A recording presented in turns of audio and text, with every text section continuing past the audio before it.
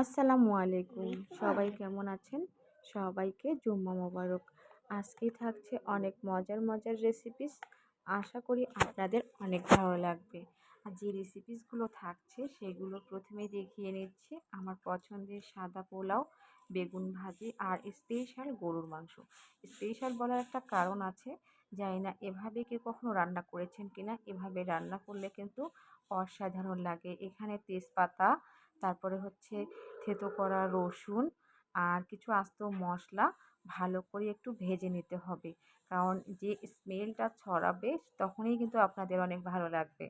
আর যখন একটু ভাজা ভাজা হবে তারপরেই কিন্তু ধুয়ে রাখা মাংসগুলো দিয়ে দিতে হবে। আর মাংসগুলো দিয়ে অবশ্যই 10 মিনিটের মতো ভেজে নিতে হবে। তাহলে দেখবেন মাংসের গন্ধ অন্যরকম লাগবে। আর মশলাটা কিন্তু ভিতরে গন্ধটা চলে যায়। আর এ কারণে মাংসের স্বাদ একটু হলেও ডিফারেন্ট লাগে। আর এখানে কিছু আস্ত মরিচ, কাঁচা মরিচ আর শুকনা মরিচ, পেঁয়াজ কুচি দিয়ে দিচ্ছি আর একটা আস্ত রসুন দিয়েছি। আর তারপরে কিন্তু দিয়ে দিতে হবে গুঁড়ো মশলাগুলো। আর এই পর্যায়ে কিন্তু চুলার আঁচটা অবশ্যই একটু বাড়িয়ে দিতে হবে। দিয়ে দিচ্ছি স্বাদ মতো লবণ। আর এখানে মাংসের পরিমাণ বুঝে লবণ অ্যাড করতে হবে। আর দিয়ে দিচ্ছি এখানে হলুদের গুঁড়া। হলুদের গুঁড়া দিয়ে দিলাম, নরমালি যে মশলাগুলো ইউজ করা হয়। আর গরুর মাংসটা আজকে রান্না করব একবারে ঝাল ঝাল। দিয়ে দিলাম এখানে 2 টেবিল চামচ শুকনা মরিচের গুঁড়া। আর এখানে দিয়ে দিচ্ছি আদা রসুন বাটা।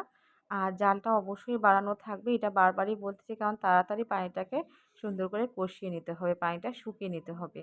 আর এই পানিতেই কিন্তু মাংসটা হাফ সেদ্ধ হবে। আমি এখন পর্যন্ত কোনো পানি অ্যাড করিনি। দিয়ে দিচ্ছি এখানে ভাজা জিরার গুঁড়া, ভাজা ধনিয়ার গুঁড়া আর এখানে আমার স্পেশাল মশলা, গরম মশলার গুঁড়া। এখানে গরম মশলার গুঁড়াটাও দিয়ে দিলাম। দিয়ে ঢাকনা দিয়ে ঢেকে নিচ্ছি আর একটু করে নেড়ে দিচ্ছি। কেননা এই পর্যায়ে কিন্তু অবশ্যই ঢাকনা তুলে তুলে নেড়ে দিতে হবে। তা না হলে কিন্তু নিচে লেগে যেতে পারে। তাহলে কিন্তু মাংসের স্বাদ ভালো আসবে না। আর মাংসটা এভাবেই কিন্তু সমন্বয়ে কষিয়ে নিচ্ছি আর পাশাপাশি পোলাওয়ের চালটা ভিজিয়ে রাখতেছি। আমি পোলাওয়ের চালটা কিছুটা হলেও সময় হলেও ভিজিয়ে রাখি। কেননা প্যাকেটের চালের মধ্যে অনেক মেডিসিন দেওয়া থাকে, ভিজিয়ে রাখলে সেটা নষ্ট হয়ে যায়। এ কারণে ভিজিয়ে রাখি। আর এই তো মাংসটা আমি সময় নিয়ে কষিয়ে নিচ্ছি। কষিয়ে নেওয়া হয়ে গেলেই কিন্তু গরম পানি অ্যাড করে দেব মাংসটা প্রপারলি সেদ্ধ হওয়ার জন্য। এখানে পানি দিয়ে দিলাম, গরম পানি। আর এখানে রাইস কুকারে যেহেতু আজকে পোলাও রান্না করব, রাইস কুকারে পোলাও রান্না করতে যে জিনিসটা করতে হয় সেটা কিন্তু অনেকেই ভুল করে। রাইস কুকারে পোলাও রান্না করতে গিয়ে পানিটা বেশি দিয়ে ফেলে। এখানে যেহেতু আমার 3 মগের মতো চাল হয়েছে সেই জন্য আমি এখানে 5 মগ চাল দিয়েছি। যেখানে পাতিলে রান্না করতে গেলে দিতে হয় 6 মগ, সেই জায়গায় আমি 1 মগ কমিয়ে দিয়েছি। আর দেখুন কতটা ঝরঝরে হয়েছে। আর পোলাওটা খেতেও মাশাআল্লাহ অনেক ভালো হয়েছে। এদিকে মাংস রান্নাও আমার পুরোপুরি হয়ে গিয়েছে। জাস্ট একটু পানি দিয়ে দিব, একটু হালকা ঝোল রাখবো। কেননা যেহেতু ঝাল ঝাল গরুর মাংস করছি, একটু ঝোল হলে কিন্তু বেশ ভালোই লাগবে।